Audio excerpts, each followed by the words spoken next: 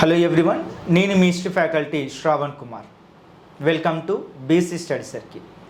మనకి యూపీఎస్సీలో అడిగినటువంటి క్వశ్చన్ ఏంటంటే, బ్రిటిష్ హయాంలో మొట్టమొదటిసారిగా మినిస్ట్రీ ఆఫ్ ఎడ్యుకేషన్ లేదా డిపార్ట్మెంట్ ఆఫ్ ఎడ్యుకేషన్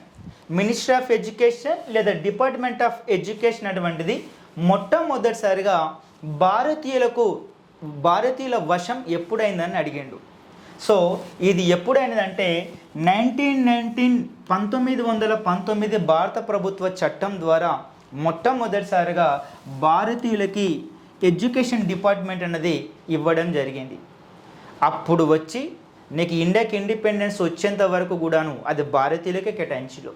మరి 1919లో భారతీయులకి ఎడ్యుకేషన్ డిపార్ట్మెంట్తో సహా ఇంకొన్ని డిపార్ట్మెంట్లు, మొత్తం 6 డిపార్ట్మెంట్లు భారతీయుల వశమైన భారతీయులకి ఇచ్చిళ్ళు.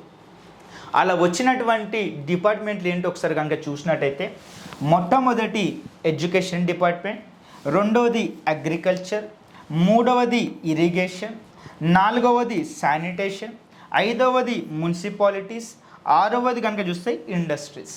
ఈ విధంగా 6 డిపార్ట్మెంట్లను మనకి ఇచ్చి బ్రిటిష్ వాళ్ళు 4 డిపార్ట్మెంట్లను ఉంచుకున్నారు. ఒకటి రెవెన్యూ డిపార్ట్మెంట్, రెండవది ఫైనాన్స్ డిపార్ట్మెంట్, మూడవది పోలీస్ డిపార్ట్మెంట్, ఫోర్త్ది కనుక చూస్తే జైల్స్. ఈ విధంగా 4 డిపార్ట్మెంట్లు వాళ్ళు ఉంచుకొని భారతీయులకి 6 డిపార్ట్మెంట్లు ఇచ్చిండ్రు.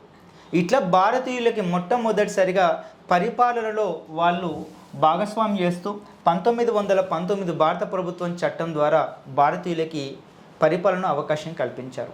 Thanks for watching this video.